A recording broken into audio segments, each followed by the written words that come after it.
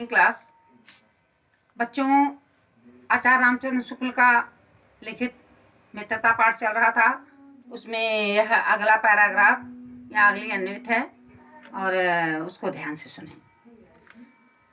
छात्रावास में तो मित्रता की धुन सवार रहती है। मित्रता हृदय से उमड़ पड़ती है। पीछे के जो स्नेह बंधन होते हैं उसमें न तो उतनी उमंग रहती है न उतनी खिन्नता। बाल मैत्री में जो मगन करने वाला आनंद होता है, जो हृदय को बेधने वाली ईर्ष्या और खिन्नता होती है, वह और कहाँ। कैसी मधुरता और कैसी अनुरक्ति होती है, कैसा अपार विश्वास होता है। हृदय के कैसे कैसे उद्गार निकलते हैं। वर्तमान वैसा आनंदमय दिखाई पड़ता है और भविष्य के संबंध कैसे लुभाने वाली कल्पना मन में रहती है। कितनी जल्दी बातें लगती हैं और कितने जल्दी मानना होता है।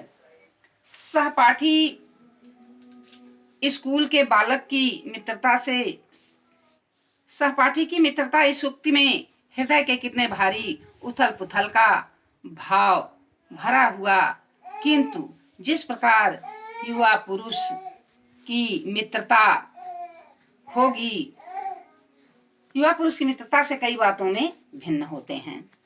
बच्चों, है आपकी अन्विति है और इसके बाद इसकी व्याख्या सुनें।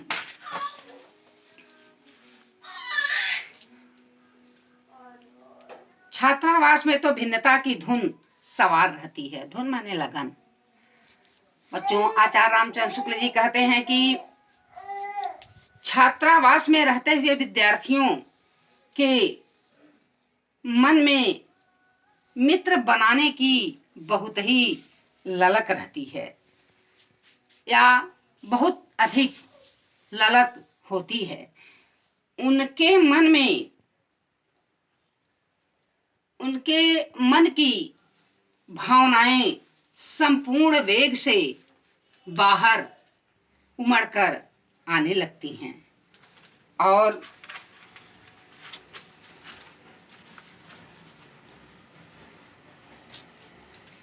उनके अंदर ईर्ष्या कहाँ होती है, बल्कि मधुरता और अनुरक्ति होती है।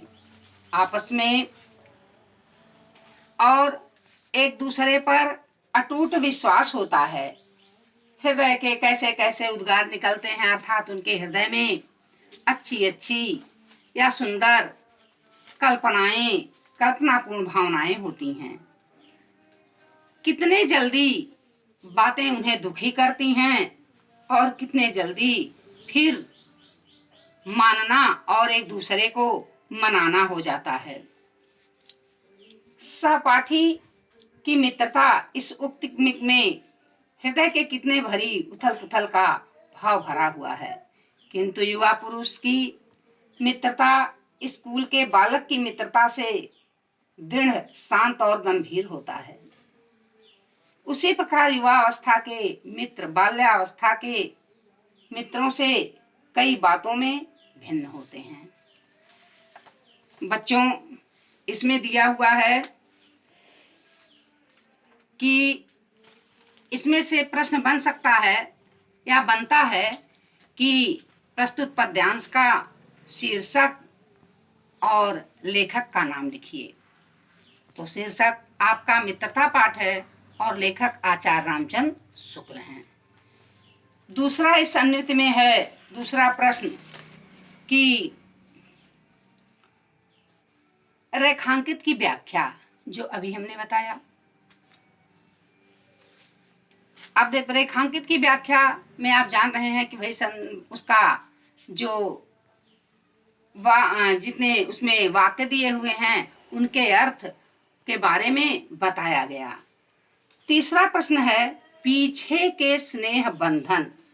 पीछे के स्नेह बंधन का तात्पर्य यह है कि बाल मैत्री के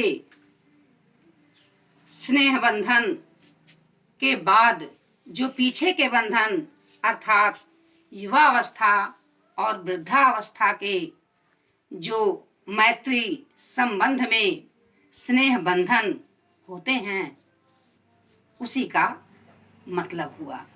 पीछे के बंधन का मतलब, वर्तमान का बंधन तो उनका बाल मैत्री है, लेकिन पीछे के लोगों का जो बंधन हुआ वह युवा अवस्था या युवाओं का और वृद्धों का है। चौथा प्रश्न बन सकता है बातें लगना। बातें लगना माने बात से दुखी होना, जल्दी से दुखी हो जाना। एक प्रश्न आपका ये बनता है कि छात्रावास की और बाद की युवावस्था, वृद्धावस्था, बाद की अवस्था में क्या अंतर होता है। अब देखिए, मैत्री, अब जो बाल्यावस्था की बाल मैत्री जो होती है उसमें उमंगे होती हैं तेज, साथ ईर्ष्या और खिन्नता का कोई स्थान नहीं होता है, बल्कि मधुरता और अनुरक्ति होती है। एक दूसरे के प्रति अटूट विश्वास होता है। भविष्य की कल्पनाएं सुनहरी होती हैं, जबकि युवावस्था और वृद्धावस्था में ना तो उमंगे ही होती हैं और ना तो शिथिल बंधन होने पर उनको उनके मन में किसी प्रकार की खिन्नता होती है। फिर मानना मनाना तो कोई बात ही नहीं है। इतना अंतर होता है बच्चों। इसमें शब्द जो है उद्गार माने मन के भाव, उद्गार माने मन के भाव, मगन माने लीन होना, मगन माने लीन होना, अनुरक्ति माने होता है लगाव, प्रेम, आसक्त भाव। बच्चों, आप नोट बनाते रहोगे और जितने भी यह गद्यांश हैं जो हम पढ़ा रहे हैं, व्याख्या बता रहे हैं, प्रश्नोत्तर बता रहे हैं, उनको आप नोट करते रहोगे, नोट्स बनाओगे। इसमें से ही आपका टेस्ट परीक्षा होगा। जब भी लॉकडाउन ओपन होगा तो इसमें इसका टेस्ट परीक्षा लिया जाएगा। Thank you class.